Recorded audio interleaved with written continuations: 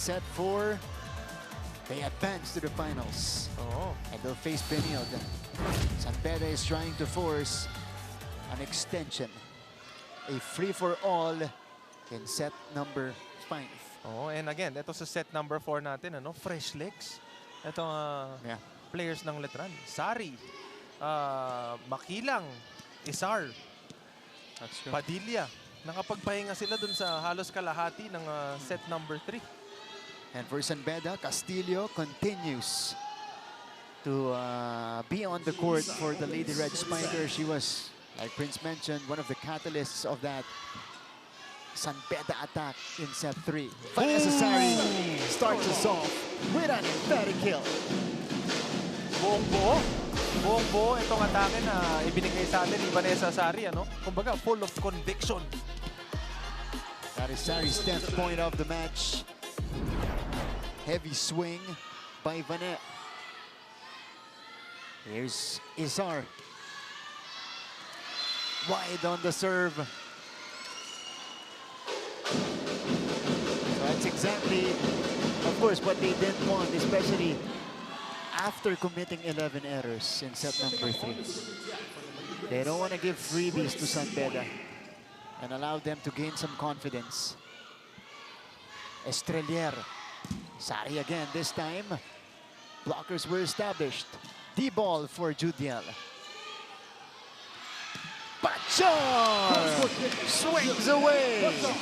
Kanina pa nila hinahanap yung ganyang klaseng atake ni Bachar, ano? No, sa set number 3 natin, may mga glimpse na pinakita sa atin ng San Beda ng mga ganyang klaseng offense. Kaya medyo nakipagtapatan sila ng offense in terms of set number 3. 12 puntos na para kay Janel Bachar. Gracie Hiponia. Palang. Buhay pa to. Santa Cruz. Estrelier to Vanet. Sent back. Makilang keeps it in play. Papunta kay Nitura. Here comes San Beda. Bachar. Oh, pancake save by Silva. Hiponia. Angel. Silva was there again. Sari. Hiponia to Navarro. Vanet. Long rally. Bachar. Oh, dive by Estrelier. Here comes Sari. Popped up. Adlib by Habakon. Judiel. Bounced off the net. But still in play. Bachar. Too strong. Nakakapagod yon. Pero dun sa rally na yon, ilang bola ang kinuha ni Silva? Yeah. Look at this. I mean, Mega effort from Lara May. one of the best liberos. The Diba? best libero The that we best have. libero Yeah. that we have. No wonder. 2 straight years already. Might be a 3rd year in a row for Lara May. Oo. Alam mo yung experience na baka dito mahulog yung bola, yung alam niya kung saan pupunta. So nandun siya. O, kita mo yung reaction na yun kay Bachar. It was a quick reaction by Lara May. Habakon. Bachar will try again. This time, she finds an open spot. Yeah, and that's the specialty. Ito si Bachar, yung spot na yan. Yan ang isa sa mga sweet spots para dito kay Bachar. This Janel Bachar slicing through that Letran defense. Pero very nonchalant itong si Bachar, yung mga kahit gaano kabigat yung atake na binibigay niya, yung puntos na nakukuha niya. Makikita mo lang siya na relax lang. Joe Panangin is back in the fray. Kinaliwa ni Vanessa Sari. 3-on. Quick execution. Para sa Letran Lady Knights. Hirap yun. Oh, showing us that she is ambidextrous. Oo, left and right. Table tayo. Hiponia to Castillo. They go back to China. Off speed. He scores. She has really made an impact in this match. Oh, imagine mo, meron kang Nitura at saka Isar na blocker. Kailangan gamitin mo ng konting IQ yan. Kasi yung dalawang yan, alam natin na athletic, at kayang-kayang abutin yung mga ganong klaseng atake. Castillo playing well off the bench. Estrelier over to Joe Panangin. Outside. 5-3 for San Beda here in set number 4.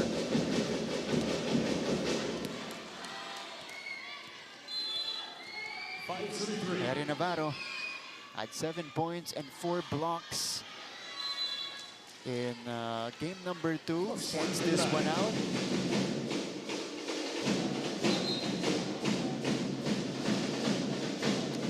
So now we have Panang Padilla at the service area. One of the best servers in the league, in the top 5. She's number 5.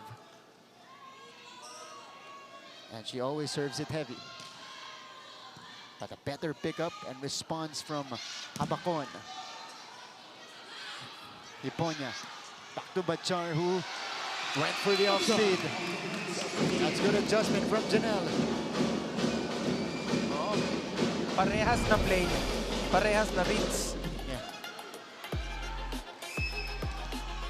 14 puntos na para kay Janelle Bachar. And now she'll proceed to the service line. Panangin with a faulty first ball. Running big by Bane will result to a point. It's very rare na makita natin si Bane bumebuelo pero hindi para pumalo. Mas pumuntos pa, no? Oo, pumuntos pa. Placing lang ang puhunan. Ulat yung San Beda doon. Judiel. Bachar from behind the line. Castillo. Nandun si Sari. Panangin will try again. Hiponya with the 1-2. Silva was alert. Panangin angles that one well. Bembe Bautista celebrating that point. Yan, si Santiago katabi niya. The men's team, at least some of the members are here to root for their counterparts in the women's division. Dahil na-eliminate po yesterday ang Letran Knights against Benilde. 6-all here in the 4th set. Joe Panangin. Castillo, yes! She continues to produce. Pa-isa-isa lang, pa-pitik-pitik lang. Grabe naman si China Castillo. Lumusot lumusot sa pagitan ng dalawang blocker. Siya yung unsung hero dito ng San Beda. Hindi niyo lang napapansin pero key factor. Yeah. Etong si Castillo dito sa set number 3 para sa San Beda. Estrelier to the back row. Too strong. Akalain mo nga naman. 8-6 for San Beda here in the 4th set. Pagbalik po natin, may report. Si Bianca Tagarda, our courtside reporter. Don't go away.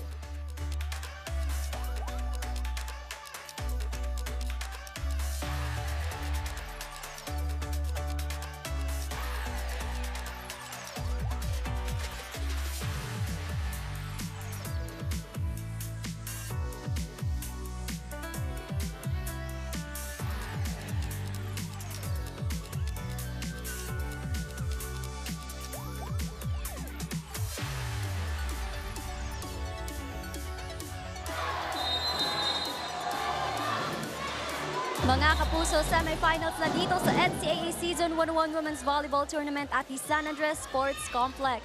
Dito for the Letran Knights, they may have lost the previous set, pero isa sa mga naging strengths nila on that one was their services, in which Coach Mayet tells the players na bigatan pa ang kanilang palo. Talking about services, I got to talk to the #1 server in the league na si Judiel Netura, at sabi niya nga sa akin, buong-buo ang kanyang loob to go pro, pero mas buo ang kanyang loob na manalo ang kanyang team in this season. Ika nga niya, aalis man ako o hindi, gusto ko mag-champion muna ang aming team. But in this game, Judiel continues to struggle, a rare sighting dahil ginagambala nakakapagpakilala siya ng kanyang mga errors. Pero hindi lang si Judiel ang kailangang kumalma, but the rest of her teammates to lessen the errors that could have brought them the win. Martin and Prince? Thank you so much, Bianca. Judiel Nidura still unsure if she'll play her final year for Letran. As we see Gia Makilang, she is getting treated. Oo. Kasi kanina sa set number 3, medyo umiika siya eh. Shot on the left ankle na iniinda niya rin. Medyo na-tweak ata niya kanina eh. So, we hope everything's okay on Gia's side. Sana makabalik siya sa laban natin. But 8-all, 2 straight from Letran here in the 4th set. Joe Panangin making a difference. Angel, kinargahan. Vane, denied. Still in play though. Out of system for Judiel. Angel, sent back by Letran. 3 straight points by the Letran Lady Knights after the technical timeout. But that was made possible by etong si Silva again. Yeah. Yung first ball na inangat niya na yon, na nakapagbigay sa kanila ng offense. Sa tingin mo babagsak niyan? Tapos ang pwesto ng ano natin, ano yan? Kasi yung tamang cover! Gumagalaw na naman kayo ng kanya-kanya. Hindi tayo nananalo pag nagkakanya-kanya kayo. Bakit? Wala naman superstar sa inyo eh. Cover muna, Jay! Hoy, ang lakas ng isa! Lakas ng lahat! Ang depensa natin, yun ang puhunan natin. Bakit nawawala? On-point message from Coach Kung Fu, because that has been their strength all season long, their togetherness. Okay, this is the run right now by Letran to take back the lead. Let's go back quickly to Bianca Tagarda with an injury update. Go ahead, Bianca.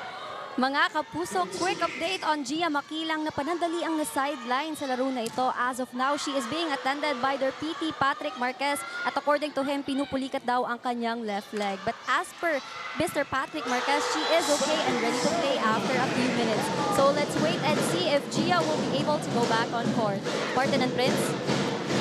If you're a Letran fan and an NCAA volleyball fan, that's great to hear. It's not on the ankle or the knee. As we see this booming hit from Vanessa Sari down the line for this kill. And Letran is now ahead by 2. Kat Molina is back on the floor. Yung palo na yun ni Bane, statement yun eh. Statement na offense yun eh. At kinailangan din niya yun, you know, for her confidence. Woohoo! Molina, pero sinagot ng Letran. Angel of speed. Vane!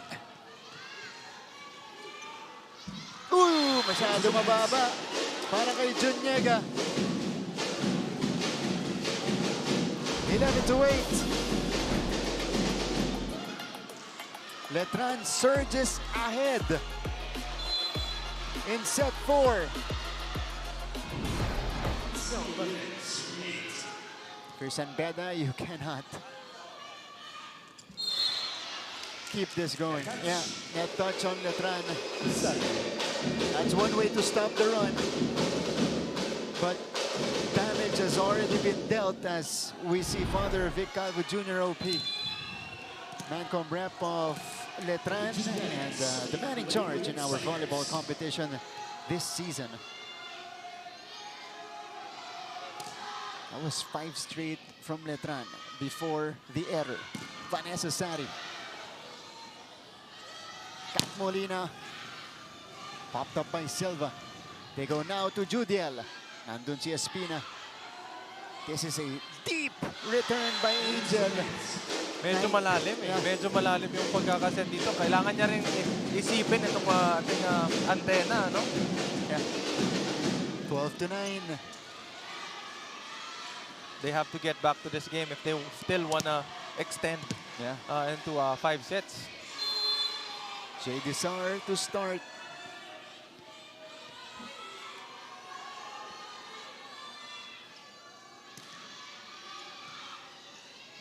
Espina choosing Habakon. Oh, what a save by Panangin. Angle. Molina went back to San Beda's side.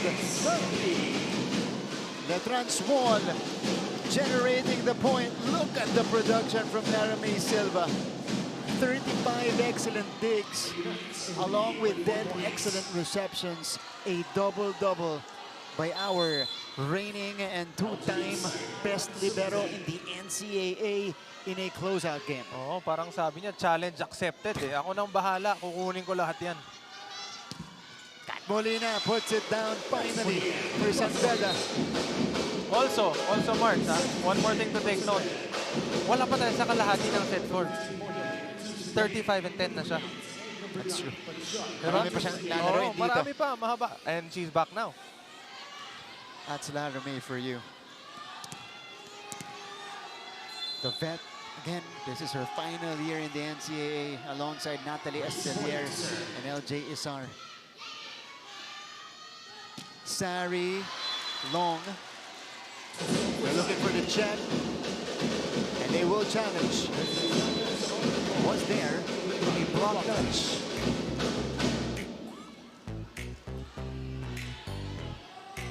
Prince, this game has gone so long. Pero kakaunti ang challenge natin, ano? Oo, kasi yung labanan natin ngayon, bigayan na ng todo eh. Kumbaga yung mga palo na binibigay nila, yung offense na binibigay nila, kumbaga statement sa bawat isa. So yung mga challenge natin dito very minimal kasi yung mga blocks na binibigay ng bawat teams natin, buo eh. Kumbaga, yung kamay nila lagpas na lagpas sa net, so chances are na makakuha sila ng mga dulo lang ng mga finger nila na makuha ng bola. Medyo mababa kasi it's either buong block or tatagos. So, okay. 13 to 10. Very stressful game. Oh, yeah. As expected in a game 3. No touch. So, that's an attack error. But necessary. Lead is down to 2. Gusto ko lang idagdag, Marts, dito sa game natin. Padagdag din ng padagdag yung mga fans natin.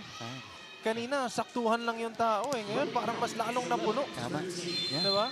Habang nagiinit yung laro natin, nakakadagdag din yung init Energy. na pinoprovide ng ating crowd. And again, naririnig niyo po yung hiyawan sa San Andres. In this rivalry matchup, Janelle Bachar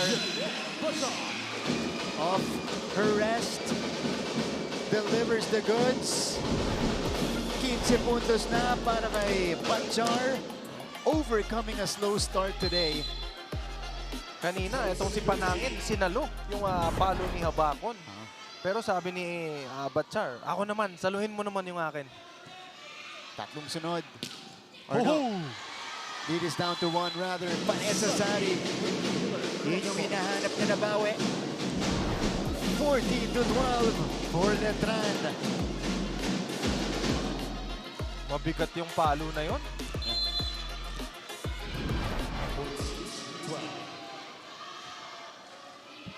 14 puntos na para kay Sari.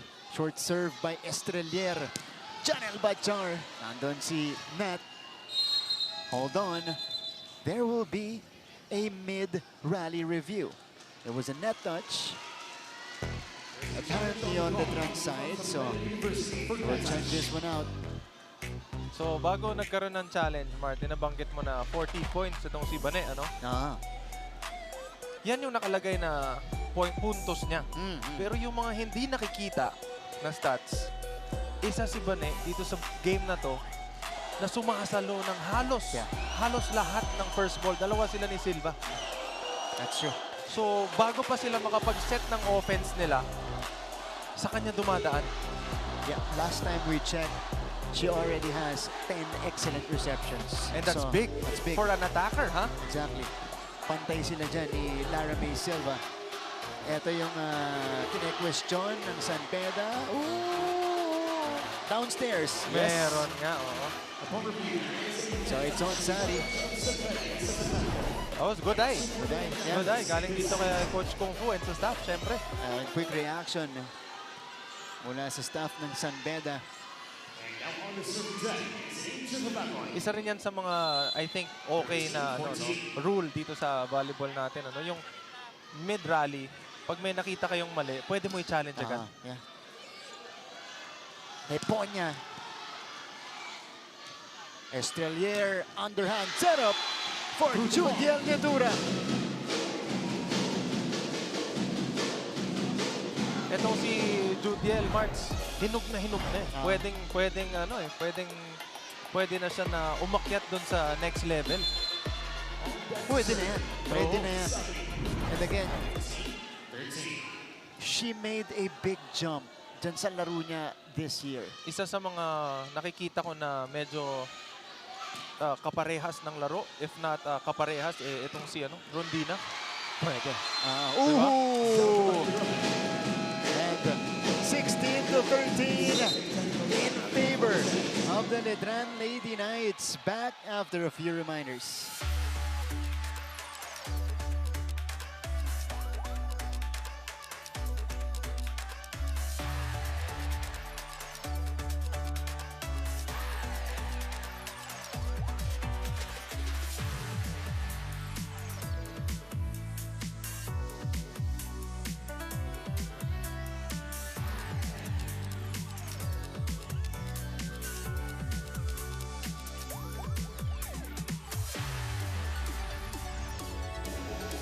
Welcome back to the coverage.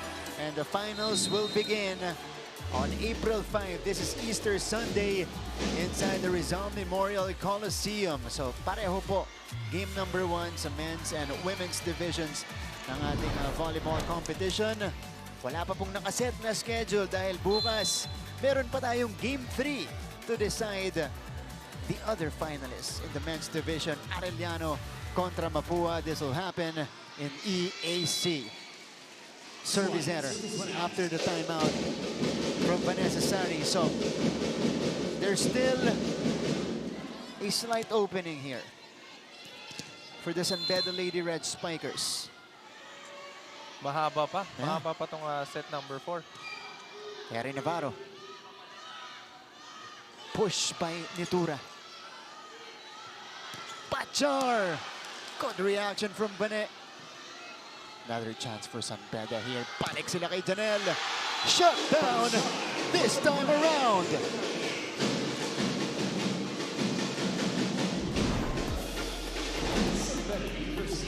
On the retake, Letran was ready for that Pachar attack. 17-14. Palang Padilla to serve.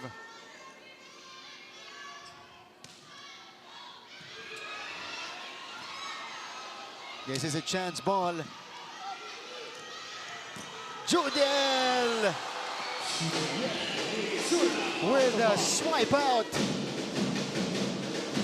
It's now a 4-point lead for Letran. And nararamdaman mo na, March, nararamdaman ko rin itong mga players natin sa Letran kung gaano sila ka high with energy. Whenever they get a point or a good receive, good dig, nagsi-celebrate sila. Pachar will swing. 4-1 run by Letran, as you can see on your screens. This is on the line for Janelle. She has been trying. Finally, she got the breakthrough right here of a familiar cross-court hit. 15-18. Service error on Janelle Pachar. Ooh, that's gonna be costly for San Beda. Nerves starting to become a factor here in Game 3. Espina Molina. Hindi papayagang pumasok. Mamaya-maya na daw. Na-re-entry na yon, so magbibigay lang tayo ng improper request lang ha, wala namang walang sanction. Yung delay, improper lang. Thank you po sabi kay Coach, improper. Okay.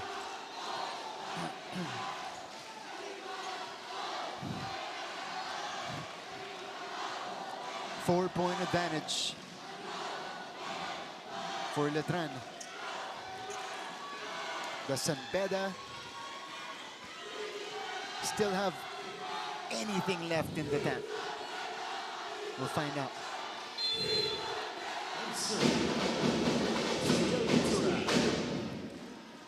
Judiel, the league's best server. Castillo on the windup. Nothing there. They go to Janelle from behind. And Batchar. Nakabawi si Batchar.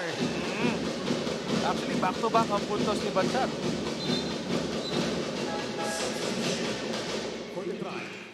Double sub for Letran. Eto na si Golendra. At alam naman natin kung anong dahilan sa tuwing pinapasok ito ni Coach Mayet, ano? It's either to stop a bleeding or to get a run.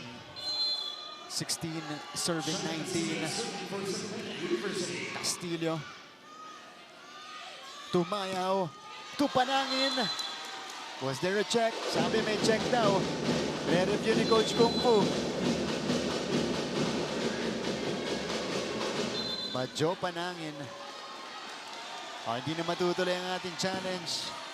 Inamin agad. Inamin agad. Panangin scores that one.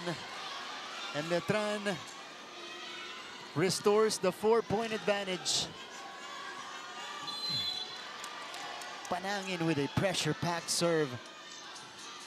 Campos. Habakon. Back to Angel. Oh, pancake save by Sari. Angel again. Bumalik. Batchar will try. Tumayaw. Tunisen. She gets the swipe out. It's a 5-point lead for the Lady Knights. Coach Kung Fu burning another timeout. And that is one of the reasons kung bakit pinapasok itong si Golendra. Pag wala nang di ba, nakatukod na yung dalawa eh. Pwede kayo mag-adlip. Wala na kumukuha sa Jermaine. Bakit? Wala ka sa tamang pwesto. Kahit yung setter mo, dito ka sa likod. Hindi ka mahumingo na namin. Pwede na namin. Ladies, make things happen. Walang gagawa niya kundi kayo. Okay? Walang nananalo ng 21. Okay? At wala din nananalo ng 16. Kailangan yung Shaina Netura. One of the best, well, volleyball players in the country in attendance. That lady can willingly score 30 every game. I mean, yung if she wants to. parehas lang eh. It runs in the blood. Yeah. Oo. Three Netura siblings. Ayan. Kumbaga, pag sinabi mo na yung apelido nila, oo nga. Cyrus, Judiel, Shaina. May kapatid pa yan sa juniors ng Perpetual basketball. Oh, meron din sa basketball. Yun naman, medyo ano naman yun. Medyo role player ang klase ng dating nun. Meantime, 5-point lead for Letran. Panangin. But this is overshot by Tumayaw. Pero muntik pa yun ha. Medyo malapit yun sa guhit. Ping de la Cruz checks in. Remember, she got the start. And now she returns after a long rest. Haba pa.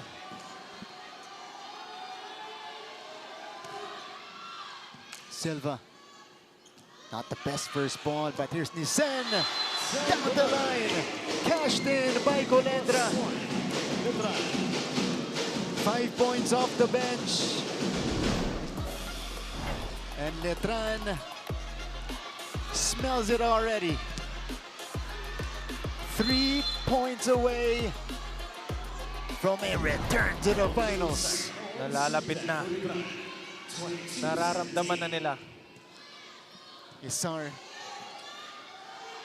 Habakon, yes! Angel. Not the most explosive offensively for Angel.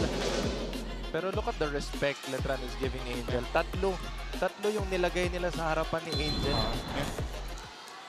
Kaya 7 na puntos pa lang po ngayon para kay Angel Habakon. Gracie Hiponia. Good serve. Here is Palang. Padilla. On the quick. Letran is feeling it. Perfect setup from Tumayaw. And Padilla connects on the quick. 23-18.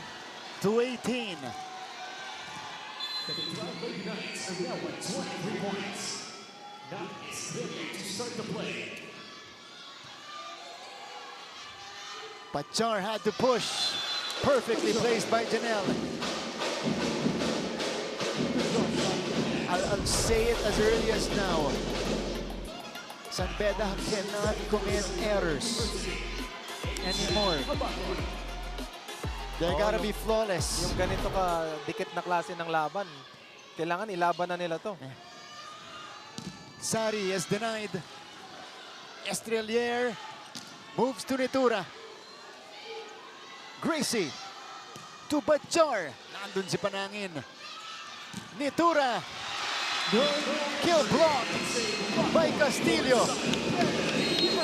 San Beda is still in this game. Two straight by the Lady Red Spikers. Look at this. Castillo rejects that Nitura attempt. Right place at the right time. You need to make a point. You're gonna make it, right? Ay! Dalawa! Calma. Ay! Ay! Ay! Dalawa! Final tayo! Very ball! 20-23. Scoring sequence. It's been close here in set number 4. San Beda with a couple of points to trim Letran's lead. Masusubukan ang kapit powers ng Lady Red Spikers. Oh! Good let go from Joe. Service error on Abacon. And it is. Hold on, there's a challenge before we announce. Wow. Big decision coming up.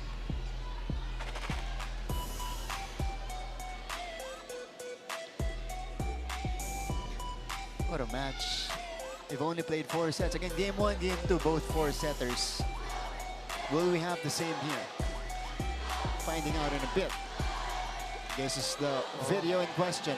And again, ito yung rivalry match to eh. So, sometimes you have to just expect the unexpected because anything can happen. Diba? Hanggat hindi natatapos yung mismong set, eh, baga pwede pa. And now, officially, Letran is at match point. They have 4 points to play with. It's gonna start with Vanessa Sari. 1 point away from the finals. Good serve. Scramble from San Beda, but Bachar was able to make something out of that to keep San Beda alive. And it's all gonna boil down to this service. If they want to keep it that way. Yeah. Erin Navarro, the graduating middle blocker. The pressure is all yours. That's a good serve. Here comes Letran. Judel for the win! And Letran returns to the finals for the 3rd straight season. It's a rematch between Benilde and Letran in Season 101 Women's Volleyball. And our best player of the match is currently our best libero. Monster numbers on the non-scoring skills. 38 excellent digs and 13 excellent receptions for Laramie Silva. In 4 sets. In 4 sets. In 4 sets. Mega effort saving Letran a lot of opportunities. And you see the final score.